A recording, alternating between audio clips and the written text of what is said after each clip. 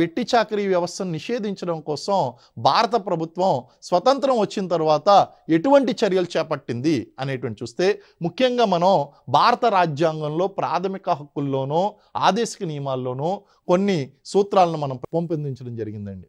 అందులో ఆర్టికల్ 21 గనక మనం చూసినట్లయితే ఆర్టికల్ 21 ఏం చెప్తుంది? రైట్ టు లైఫ్ అంటే జీవించేటువంటి హక్కు గురించి మాట్లాడుతుంది. వెట్టి చాకరీలో ఉన్నటువంటి వాళ్ళు చాలా త్వరగా చనిపోయారు. 29 సంవత్సరాల 8 నెలలు వాళ్ళ యావరేజ్ ఏజ్ అండి, చనిపోయేవారు. కానీ భారత రాజ్యాంగంలో ప్రాథమిక హక్కు జీవించేటువంటి హక్కును ప్రసాదిస్తుంది. ఆర్టికల్ 23 అనేటువంటిది వెట్టి చాకరీని అంటే వెట్టి చాకరీ అనేటువంటిది ఏ రూపంలో ఉన్నా దాన్ని నిషేధిస్తుంది. మరి ఆర్టికల్ 23(1) అంటే ఆడపిల్లని అమ్మడం, కొనడం, లేదా జోగిని, దేవదాసి, మానవ క్రయ విక్రయాలు, వ్యభిచారం ఇటువంటి వాటినన్నింటినీ కూడా నిషేధిస్తుంది. ఆర్టికల్ 23 ఇటువంటి వాటి నుంచి రక్షణ కల్పిస్తుంది.